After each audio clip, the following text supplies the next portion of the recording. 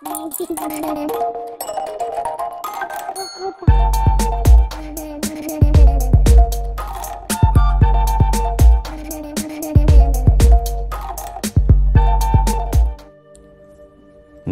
ও জননীর গল্প, হুমায়ুন আহমেদ, পর্ব ৭১।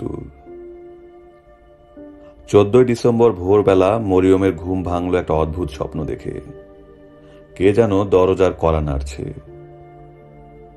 কড়া নাড়ার শব্দে এক ধরনের অস্থিরতা। মরিয়ম বলল, কে? দরজার ওপাশ থেকে ভারী গম্ভীর গলা শোনা গেল, মরি, দরজা খোলো। ঘুমের মধ্যেই মরিয়মের শরীর কাঁপতে লাগলো। চলে এসেছে, মানুষটা চলে এসেছে। সে তার কথা রেখেছে। সে বলেছিল দেশ যেদিন স্বাধীন হবে সেদিন আসবে। দেশ তো স্বাধীন হবেই, মনে হয় আজই হবে। মরিয়ম সাবধানে বিছানা থেকে নামল। সবাই গভীর ঘুমে, সে শুধু জেগেছে। ভালো হয়েছে, খুব ভালো হয়েছে। মানুষটার সঙ্গে যখন তার দেখা হবে তখন আশেপাশে কারুর না থাকাই ভালো। স্বপ্ন হঠাৎ সামান্য পরিবর্তিত হলো। সে ফিরে গেল পুরনো বাড়িতে। শোবার ঘরের দরজা খুলে সে দেখল তার বাবাকে। দীর্ঘদিন তার কোনো খোঁজ নেই, অথচ স্বপ্নে সে ব্যাপারটা মনে থাকলো না। মোবারক হোসেন মেয়েকে দেখে হাসি মুখে বললেন, নাইমুল এসে কখন থেকে দরজা ধাক্কাচ্ছে, তুই দরজা খুলছিস না কেন? কি রকম ঘুম ঘুমাস? মেয়ে ছেলে নিদ্রা হবে পাখির পালকের মতো। যা দরজা খোল। মরিয়ম সিঁড়ির দিকে দৌড় দিল। তখন মোবারক হোসেন আরেকবার ধমক দিলেন, সেজে গুজে যা, শাড়িটা বদলা। এতদিন পরে জামাই এসে যদি দেখে একটা ফকিরনি বসে আছে, তা ভালো লাগবে? তোর গয়নাগুলি কই? গয়না পর। ভালো শাড়ি যদি না থাকে বিয়ে শাড়িটা পর। মরিয়ম শাড়ি বদলালো। স্বপ্নে শাড়ি বদলানোটা অতি দ্রুত হলো। হালকা নীল রঙের শাড়ি চোখের নিমেষে হয়ে গেল বিয়ের শাড়ি। গা ভর্তি হয়ে গেল গয়নায়। দেরি হচ্ছে শুধু কাজল দিতে। ঘরে আলো কম বলে চোখ পরিষ্কার দেখা যাচ্ছে না। দেরি দেখে মোবারক হোসেন মেয়ের বন্ধ দরজায় দুম দুম করে কিল দিচ্ছেন। মরিয়মের ঘুম ভাঙল দুম দুম শব্দে। সঙ্গে সঙ্গে তার চোখে পানি এসে গেল। এতক্ষণ যা ঘটেছে সবই স্বপ্ন। কেউ আসেনি। কেউ দরজায় কড়া নেড়ে মরি মরি বলে ডাকেনি। স্বপ্নের বাস্তব অংশ শুধু একটাই, দুম দুম শব্দ। তবে এই শব্দ তার শোবার ঘরের দরজায় হচ্ছে না, অনেক দূরে হচ্ছে। এই শব্দ কামানের শব্দ। ঢাকা শহর মুক্তিবাহিনী ঘিরে ফেলেছে। তাদের সঙ্গে আছে ইন্ডিয়ান সৈন্য। তারা কামান দাগছে। নাইমুল কি তাদের সঙ্গে আছে? তারা যখন শহরে ঢুকবে, নাইমুল কি থাকবে তাদের সঙ্গে? অবশ্যই থাকবে। মরিয়ম সাবধানে বিছানা থেকে নামল। তার পাশে সবচেয়ে ছোট বোন মাফরুহা শুয়ে আছে। কি যে সুন্দর দেখাচ্ছে তাকে। এক একটা দিন যায় আর মাফরুহা আরো সুন্দর হয়। যে ছেলের সঙ্গে মাফরুহার বিয়ে হবে, সেই ছেলে আদর করে তার স্ত্রীকে কি ডাকবে? সেই ছেলে আদর করে তার স্ত্রীকে কি ডাকবে? মাফ। মাফরুহা থেকে মাফ। নাইমুল যেমন তাকে ডাকে মরি। বাবা তাদের নাম ঠিক মতো রাখতে পারেননি। নামগুলো এমন রেখেছেন যে ছোট করে ডাকা যায় না। মাসুমাকে ছোট করলে হয় মা। কোনো স্বামী আদর করে স্ত্রীকে মা ডাকবে? মরিয়ম ঘর থেকে বের হয়ে রান্নাঘরে ঢুকলো। তার নতুন এক অভ্যাস হয়েছে, ঘুম ভাঙলে সে রান্নাঘরে যায়। 2 কাপ চা বানিয়ে চট করে আড়ালে কোথাও চলে যায়। 1 কাপ চা সে খায়, আরেক কাপ সামনে রেখে দেয়। এই কাপটা সে রাখে নাইমুলের জন্য। এক ধরনের খেলা। সে ঠিক করলো চায়ের কাপ নিয়ে আজ ছাদে যাবে। আজও নিশ্চয়ই ইন্ডিয়ান বিমান আসবে, ছোটাছুটি করবে আকাশে। চা খেতে খেতে বিমানের খেলা দেখতে খুব ভালো লাগবে। চা নিয়ে ছাদে ওঠার মুখে কলিমুল্লার সঙ্গে দেখা। মরিয়ম অবাক হয়ে কলিমুল্লার দিকে তাকিয়ে রইল। গতকাল রাতেও লোকটার গাল ভর্তি দাড়ি ছিল, আজ মুখ পরিষ্কার। কি যে অদ্ভুত লাগছে দেখতে। কলিমুল্লা গালে হাত বুলাতে বুলাতে বলল, দাড়িতে উকুন হয়ে গিয়েছিল, বাধ্য হয়ে ফেলে দিয়েছি। চা নিয়ে কোথায় যান? ছাদে? ছাদে যাওয়া ঠিক না। ইন্ডিয়ান বিমান যেখানে সেখানে গুলি করে, সমানে সিভিলিয়ান মেরে শেষ করে দিচ্ছে। পাকিস্তানি মিলিটারি যেদিকে আছে সেদিকে তারা যায় না, সিভিলিয়ান এলাকায় ঘোরাফেরা করে। চা 2 কাপ কেন? মরিয়ম লজ্জিত গলায় বলল, আমি পরপর 2 কাপ চা খাই। দেখি আমাকে 1 কাপ দেন, খালি পেটে চা খাওয়ার অভ্যাস আমার নাই। খাই 1 কাপ। মরিয়ম খুবই অনিচ্ছায় চায়ের কাপ বাড়িয়ে দিল। কলিমুল্লা চায়ের কাপে চুমুক দিতে দিতে বলল, আমাদের সামনে যে কি ভয়ঙ্কর দিন সেটা কেউ বুঝতে পারছে না। ভয়ঙ্কর দিন কেন? মূল যুদ্ধ এখন শুরু হবে, ঢাকা দখলের যুদ্ধ। পাকিস্তানি মিলিটারি ঢাকা ধরে রাখবে, কিছুতেই ঢাকা ছাড়বে না। তারা তাদের পুরো ফোর্স ঢাকায় নিয়ে এসেছে। 1 বছর ঢাকা ধরে রাখার শক্তি তাদের আছে। এই 1 বছরে নেগোসিয়েশন হবে, একটা লুজ কনফেডারেশনের মতো হবে। বিদেশি শক্তি সেটাই চায়। দেশ স্বাধীন হবে না? আরে না, স্বাধীন হওয়া এত সোজা? অতি জটিল জিনিস। কয়েকটা লক্কর পুরনো বিমান নিয়ে ইন্ডিয়া আকাশে উঠছে। মানেক শ বলে আরেক লোক দিল্লিতে বসে চিৎকার করছে, সারেন্ডার করো, সারেন্ডার করো। ভাবটা এরকম যে তার মুখের কথায় পাকিস্তান আর্মি অস্ত্র ফেলে দিয়ে কানে ধরে দাঁড়িয়ে থাকবে। পাকিস্তান আর্মি কানে ধরা আর্মি না। আপা শুনুন, পৃথিবীর সেরা 2টা আর্মির একটা হলো গুর্খা রেজিমেন্ট, আর একটা হলো পাকিস্তান আর্মি। এই জিনিস ইন্ডিয়ানরা খুব ভালো করে জানে। জানে না শুধু, আমাদের দেশের গামছা মাথার মুক্তি বাহিনী। মরিয়ম শুকনো গলায় বলল, ও। কলিমুল্লা বলল, আপা চাটা শেষ করে সবাইকে ডেকে তুলেন, আমাদের কাজ আছে। কি কাজ? এই বাড়ি ছেড়ে আপনাদের পুরনো বাড়িতে চলে যাব। আমার কাছে মনে হচ্ছে আপনাদের পুরনো বাড়িটাই সেফ। 2-3 মাস চলার মতো চাল ডাল কিনতে হবে। ওই বাড়িতে গিয়েই বাংকার খুঁড়তে হবে। সবচেয়ে ভালো হতো ঢাকা ছেড়ে চলে যেতে পারলে। সেটা সম্ভব না। মরিয়ম বলল, এই বাড়ি ছেড়ে যাবেন কিভাবে? কারফিউ চলছে। কারফিউর মধ্যেই যাব, কোনো সমস্যা নাই, ব্যবস্থা করব। আপনারা জিনিসপত্র গুছায় নেন। যে বিশেষ গাড়িটি ঢাকা শহর থেকে বুদ্ধিজীবীদের বিভিন্ন জায়গা থেকে ধরে ধরে নিয়ে যাচ্ছিল, সেই গাড়ি নিয়েই কলিমুল্লা তার স্ত্রী এবং শাশুড়ির পরিবারকে তাদের পুরনো বাড়িতে পার করল। বিকেল 3টায় এই গাড়ি এসে থামল প্রফেসর ধীরেন্দ্রনাথ রায় চৌধুরীর একতলা বাড়িতে। তখন তিনি খেতে বসেছেন। নিজেই রান্না করেছেন, ভাত, ডিমের ভর্তা। অতি সহজ রান্না। ভাতের সঙ্গে একটা ডিম ছেড়ে দিয়েছিলেন, ডিমের সঙ্গে 3টা কাঁচামরিচ। ভাতে ভাতে ডিম সিদ্ধ হয়েছে, কাঁচামরিচ নরম হয়েছে। তিনি ডিমের খোসা ছাড়িয়ে কাঁচামরিচ ডাল ভর্তা বানিয়ে ফেলেছেন। ভর্তায় লবণ দেয়া হয়েছে, ঝাঁঝালো সরিষার তেল দেয়া হয়েছে আধা চামচ। যে জিনিস তৈরি হয়েছে সেটা এক কথায় অমৃত। এখনো মুখে দেননি, কিন্তু গন্ধ থেকেই বোঝা যাচ্ছে। তিনি যখন খেতে বসবেন তখন দরজার কড়া নড়ল। তিনি দরজা খুলতেই কলিমুল্লা এসে তার পা ছুঁয়ে সালাম করল। ধীরেন্দ্রনাথ রায় চৌধুরী হাসি মুখে বললেন, কেমন আছো বাবা?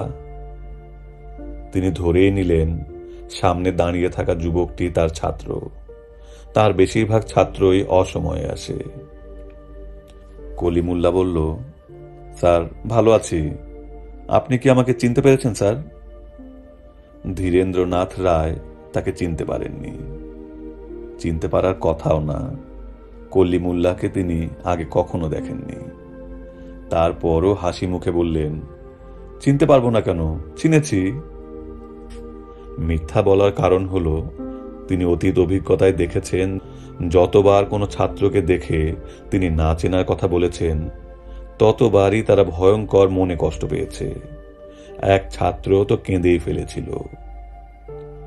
বাবা, তোমার নামটা যেন কি? কলিমুল্লাহ। হ্যাঁ তাই তো, কলিমুল্লাহ কলিমুল্লাহ, এখন পরিষ্কার মনে পড়েছে। তুমি কি খাওয়া দাওয়া করেছো? জি না স্যার।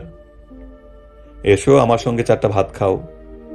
আয়োজন খুব সামান্য, ভাত, ডিম ভর্তা। ঘরে আরো ডিম আছে, তোমাকে ডিম ভেজে দেব। ঘরে এক কৌটা খুব ভালো গাওয়া ঘি ছিল, কৌটাটা খুঁজে পাচ্ছি না। কলিমুল্লাহ বলল, স্যার এখন খেতে পারবো না, আপনার কাছে আমি একটা অতি জরুরি কাজে এসেছি। জরুরি কাজটা কি? মিলিটারির এক কর্নেল সাহেব আপনার সঙ্গে কথা বলতে চান। ধীরেন্দ্রনাথ রায় চৌধুরী বিস্মিত হয়ে বললেন, আমার সঙ্গে মিলিটারির কি কথা? আমি জানি না, তবে স্যার আপনার ভয়ের কিছু নেই, আমি সঙ্গে আছি। ধীরেন্দ্রনাথ রায় বললেন, তুমি আমার কোন ব্যাচের ছাত্র বলো তো? কথা বলে সময় নষ্ট করতে পারবো না স্যার, মিটিংটা শেষ করে আসি, তারপর আপনার সঙ্গে গল্প করব। 2টা মিনিট অপেক্ষা করো, ভাত খেয়ে নেই, খুবই ক্ষুধার্ত, সকালে নাস্তা করি নাই। ভাত খাবার জন্য অপেক্ষা করার সময় নেই স্যার। তাহলে দাঁড়াও, পাঞ্জাবিটা গায়ে দিয়ে আসি। আমার সঙ্গে কি কথা বুঝলাম না? সে আমার ছাত্র না তো? করাচি ইউনিভার্সিটিতে আমি 2 বছর মাস্টারি করেছি, প্রফেসর সালাম সাহেব সেখানে আমার কলিগ ছিলেন। কলিমুল্লাহ বলল, আপনার ছাত্র হবার সম্ভাবনা আছে। কর্নেল সাহেব যেভাবে বললেন, স্যারকে একটু নিয়ে আসো, তাতে মনে হচ্ছে উনি আপনার ছাত্র।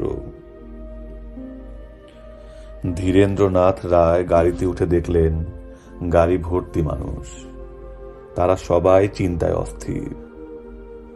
ধীরেন্দ্রনাথ রায় তাদের দিকে তাকিয়ে আন্তরিক ভঙ্গিতে হাসলেন। ভুলে তিনি চশমা ফেলে এসেছেন বলে কাউকে চিনতে পারলেন না। চোখে চশমা থাকলে এদের অনেককেই চিনতেন। বাংলাদেশের শ্রেষ্ঠ সন্তানেরা গাড়িতে বসেছিলেন, তাদের নিয়ে যাওয়া হবে বধ্যভূমিতে। কলিমুল্লাহ জোহর সাহেবের ঘরে হাতলবিহীন একটা কাঠের চেয়ারে বসে আছে। সময় সন্ধ্যা, ঘরে বাতি জ্বলছে। প্রথমবারের মতো জোহর সাহেবের ঘরের 2টো জানলা খোলা।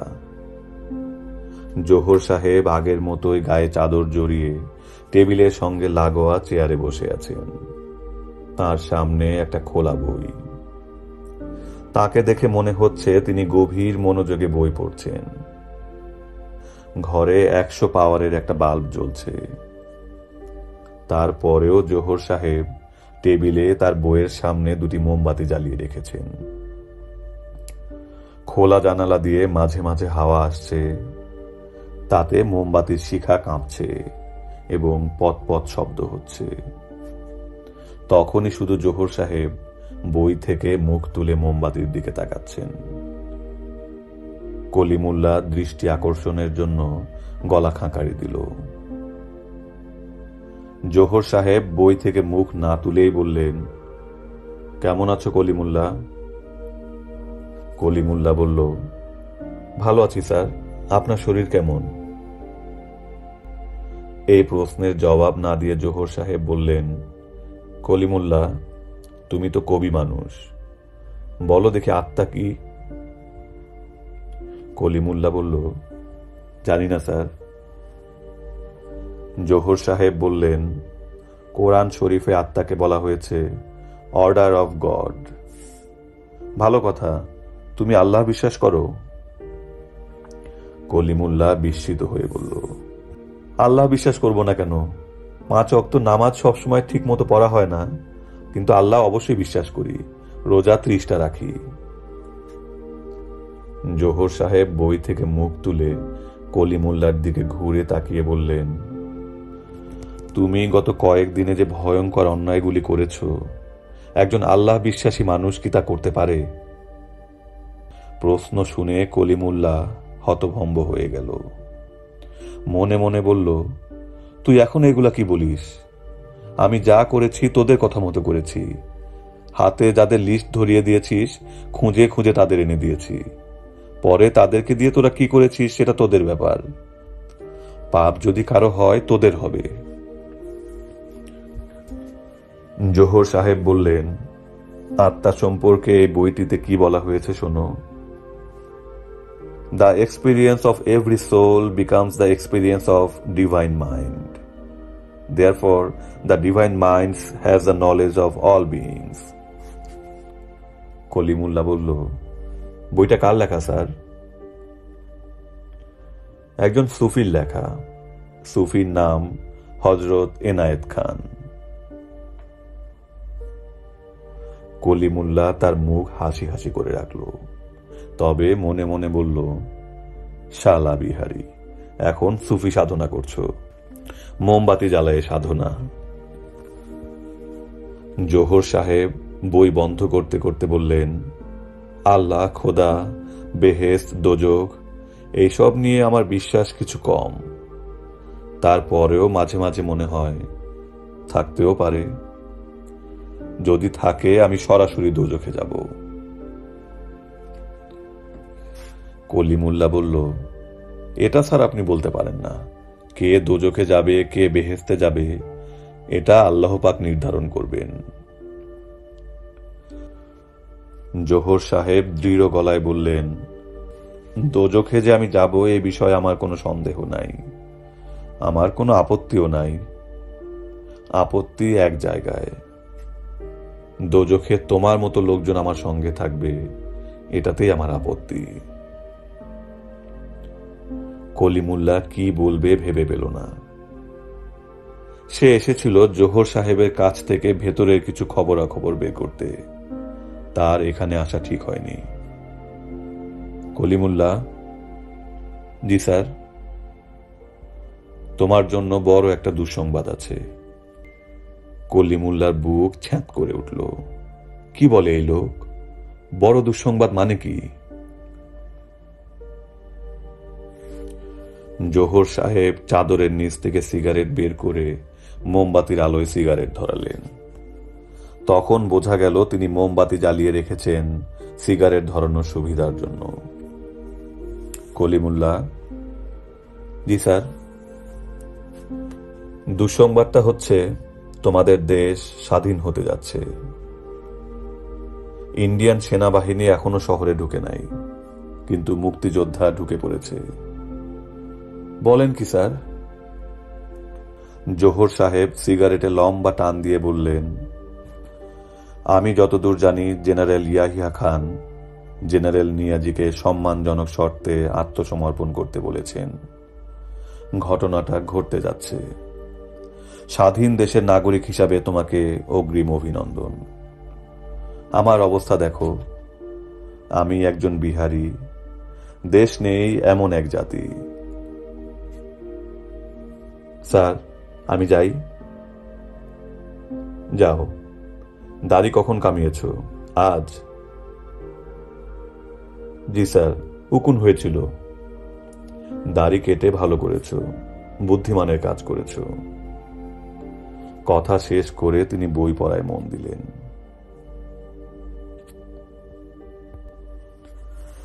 মরিয়ম বিকাল থেকেই ছাদে। আগে ছাদে যেতে ভয় ভয় লাগতো, আজ ভোর থেকে ভয় লাগছে না। সব বাড়ির ছাদেই মানুষ, তারা তাকিয়ে আছে আকাশের দিকে। ইন্ডিয়ান প্লেন বারবার আসছে, নিচু হয়ে উঠছে, সাঁ করে চলে গেল, আবার ফিরে এলো। কি সুন্দর দৃশ্য। কোনো কোনো বাড়ির ছাদ থেকে চিৎকারও শোনা যাচ্ছে, জয় বাংলা বলে চিৎকার। ঢাকার মানুষদের এখন এত সাহস হয়েছে, জয় বাংলা বলছে, বিশ্বাস হতে চায় না, মনে হয় কোথাও কোনো ভুল হচ্ছে। সাফিয়া পুত্রকে কোলে নিয়ে ছাদে এলেন। মরিয়মকে দেখে বললেন, বাবুকে একটু কোলে নে, মনে হয় জ্বর আসছে। মরিয়ম ভাইকে কোলে নিতে নিতে বলল, মা, কিছুক্ষণ ছাদে থাকো। সাফিয়া বললেন, ইফতারের সময় হয়ে গেছে, ইফতার করব। তুমি রোজা? হুম। কিসের রোজা মা? দেশ স্বাধীন হবার রোজা। আমাকে বললেন না কেন? আমিও রোজা রাখতাম। মা, দেশ কি সত্যি সত্যি স্বাধীন হচ্ছে? এইসব তো আমি বুঝি না মা। তোমার মন কি বলছে মা? সাফিয়া জবাব না দিয়ে নিচে নেমে যেতে গিয়েও ফিরে এসে বললেন, দে, বাবুকে দে, নিয়ে যাই। মরিয়ম বলল, নিয়ে যাবে কেন? থাকুক আমার কোলে। তুই সুন্দর শাড়ি পরে আছিস, শাড়িটা নষ্ট হবে। নষ্ট হবে না মা, থাকুক। মা, আমাকে কি দেখতে সুন্দর লাগছে? খুব সুন্দর লাগছে রে মা, খুব সুন্দর। আচ্ছা মা, বিয়ের শাড়ি নাকি বিবাহ বার্ষিকী ছাড়া অন্য কোনো সময়ে পরা অলক্ষণ? কে বলেছে? কে বলেছে আমার মনে নেই। অলক্ষণ হলে এই শাড়ি বদলে অন্য শাড়ি পরব। সাফিয়া কিছু বললেন না। বিয়ের শাড়ি অন্য সময়ে পরা অলক্ষণ কিনা তিনি জানেন না। যদি অলক্ষণ হয় তাহলে না পরাই ভালো। কিন্তু মেয়েটা এত আগ্রহ করে শাড়িটা পরেছে, সেই শাড়ি বদলাতে তিনি কি করে বলেন?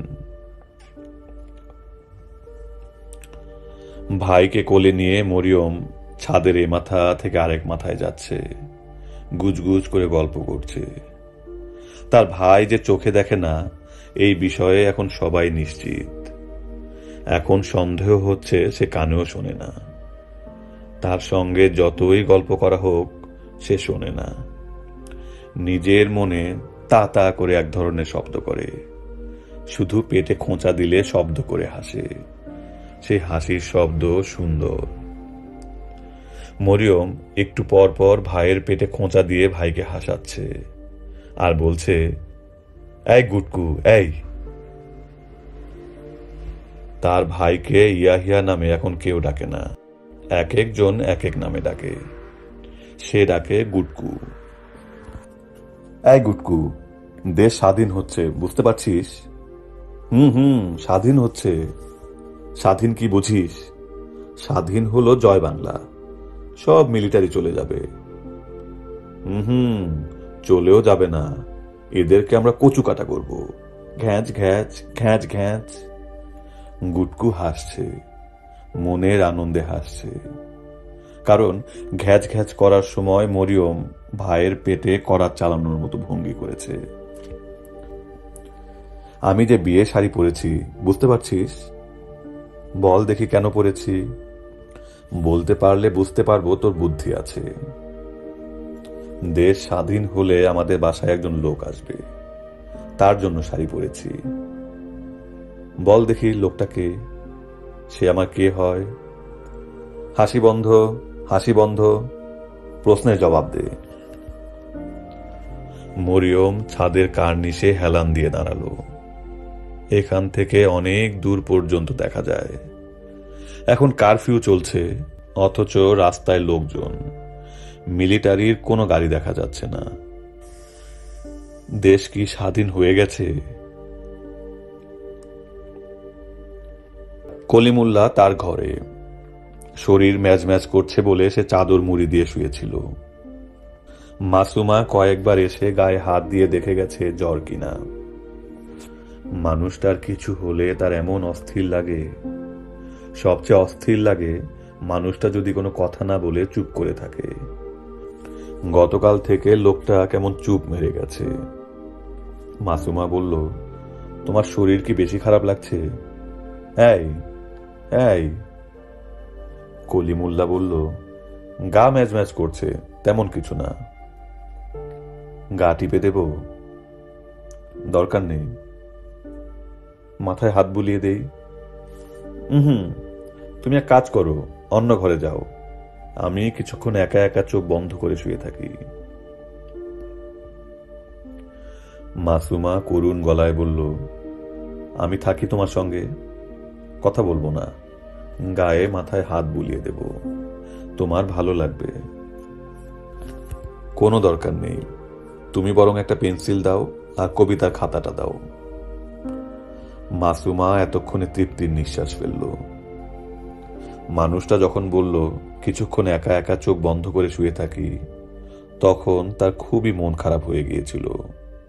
তার মনে হচ্ছিল মানুষটা তার সঙ্গ পছন্দ করছে না। এখন দেখা যাচ্ছে ঘটনা সেরকম না, মানুষটা মনে মনে কবিতা নিয়ে ভাবছিল বলে এরকম বলেছে। এইসব ছোটখাটো কারণে কবি টাইপ মানুষদের স্ত্রীরা ভুল বুঝে। মাসুমা কবিতার খাতা এবং দুটা পেন্সিল নিয়ে বিছানায় উঠে এলো। লোকটা রাগ করুক বা যাই করুক, সে চাদর নিয়ে লোকটাকে জড়িয়ে ধরে শুয়ে থাকবে। লোকটার পিঠে নাক ঘষবে। লোকটার পিঠে নাক ঘষতে মাসুমার অসম্ভব ভালো লাগে। কেন লাগে কে জানে। কলিমুল্লাহ কবিতার খাতা এবং পেন্সিল নিয়ে আধশোয়া হয়ে বসেছে। মাসুমা স্বামীর সঙ্গে লেপ্টে শুয়ে আছে। কলিমুল্লাহ কিছু বলছে না। মাসুমা আদুরে গলায় বলল, কবিতাটার নাম কি? কলিমুল্লাহ বলল, চুপচাপ শুয়ে থাকো, কথা বলবে না। মাসুমা বলল, সরি, আর কথা বলবো না। কলিমুল্লাহ স্বাধীনতা নিয়ে একটা দীর্ঘ কবিতা লেখার চেষ্টা করছে। প্রথম লাইনটা মাথায় চলে এসেছে, দ্বিতীয় লাইন এখনো আসেনি। এইসব ক্ষেত্রে প্রথম লাইন অনেকক্ষণ মাথায় খেলাতে হয়, তখন দ্বিতীয় লাইন আপনা আপনি আসে। এসেছে রঙিন, জল পরে পাতা নড়ে দিন। এই হচ্ছে প্রথম লাইন। এখানে রঙিন মানে স্বাধীনতা, জল পরে পাতা নড়ে হলো শাশ্বত বাংলা। এসেছে রঙিন, জল পরে পাতা নড়ে দিন। অনেকক্ষণ কথা বলতে না পেরে মাসুমার দম বন্ধ হয়ে আসছে। দম বন্ধ ভাবটা কাটানোর জন্য সে বলল, কবিতাটা কি নিয়ে লিখছ? কলিমুল্লাহ রাগ করল না, সহজ গলায় বলল, স্বাধীনতা নিয়ে। কলিমুল্লার গলার শান্ত স্বরে সাহস পেয়ে মাসুমা বলল, তুমি আমাকে নিয়ে অনেকদিন কবিতা লিখছ না, স্বাধীনতার কবিতা পরে লেখো, আগে আমাকে নিয়ে একটা কবিতা লেখো। কলিমুল্লাহ জবাব দিল না। দ্বিতীয় লাইন তার মাথায় এসে গেছে, পুরোটা না, অর্ধেকটা। বাতাসে বারুদ গন্ধ। এই, আমাকে নিয়ে কবিতাটা কবে লিখবে? আহা, একটু চুপ করো না। আগে বলো আমাকে নিয়ে কবিতাটা কবে লিখবে, তারপর চুপ করব। স্বাধীনতা এখন আসেনি, তাকে নিয়ে কবিতা লিখতে বসেছ। আমি তো এসেছি, আমি এতক্ষণ তোমার পাশে শুয়ে আছি, তুমি একবার আমার দিকে তাকাওনি। স্বাধীনতা চোখে দেখা যায় না, আমাকে চোখে দেখা যায়। কলিমুল্লাহ স্ত্রীর দিকে তাকালো। মাসুমার গায়ে গাঢ় সবুজ রঙের শাড়ি। মাসুমাকে সুন্দর লাগছে। গাঢ় রং ফর্সা মেয়েদের খুব মানায়। মাসুমা বলল, তুমি আগে বলেছিলে দেশ স্বাধীন হবে না, এখন তো হচ্ছে, হচ্ছে না? কলিমুল্লাহ জবাব দিল না। মাসুমা প্রায় ফিসফিস করে বলল, তুমি রাগ না করলে আমি তোমাকে একটা কথা জিজ্ঞেস করব। জিজ্ঞেস করো। না, আগে বলো রাগ করবে না, আমার গায়ে হাত দিয়ে বলো রাগ করবে না। কলিমুল্লাহ স্ত্রীর গায়ে হাত দিয়ে বলল, রাগ করব না। তুমি তো পাকিস্তানিদের পক্ষে অনেক কাজ টাজ করেছ, এখন তুমি বিপদে পড়বে না? না, আমি হচ্ছি গিরগিটি। তার মানে কি? গিরগিটি গায়ের রং বদলাতে পারে, আমিও পারি। মানুষকে বেঁচে থাকতে হলে গিরগিটি হতে হয়। তাহলে একটা গল্প শোনো, ডারউইন সাহেবের গল্প, সার্ভাইভাল নিয়ে স্টোরি। মাসুমা মুগ্ধ চোখে স্বামীর দিকে তাকিয়ে আছে। গল্প তার মাথায় ঢুকছে না। মানুষটার বক্তৃতার ভঙ্গিটা দেখতে ভালো লাগছে। মাসুমা মনে মনে জপ করতে লাগলো, আমি তোমাকে ভালোবাসি, আমি তোমাকে ভালোবাসি। সে ঠিক করেছে মানুষটা যতক্ষণ বক্তৃতা দেবে ততক্ষণ সে মনে মনে বলবে, আমি তোমাকে ভালোবাসি। শুধু যে মনে মনে বলবে তা না, কতবার বলা হলো তার হিসাবও রাখবে। কলিমুল্লাহ বক্তৃতা শেষ করে বললেন, আঙুলে কি গুনছিলে? মাসুমা লজ্জিত গলায় বলল, কিছু না। আমার যুক্তি তোমার পছন্দ হয়েছে? যে সমাজের জন্য যে ফিট সে টিকে থাকবে, যে আনফিট সে ঝরে যাবে। বলো, পছন্দ হয়েছে না? তুমি যা বলো তাই আমার পছন্দ হয়। তাহলে এখন একটা কাজ করো তো, কাঁচি নিয়ে এসো। কাঁচি দিয়ে কি করবে? তোমার সবুজ শাড়িটা কেটে বাংলাদেশের পতাকা বানাবো। দেশ যেদিন স্বাধীন হবে সেদিনই পতাকা উড়বে। লাল রঙের কাপড় আছে? তোমার লাল শাড়ি আছে না? আছে। স্বামী স্ত্রী দরজা বন্ধ করে বাংলাদেশের পতাকা বানাচ্ছে। মাসুমা খুবই মজা পাচ্ছে।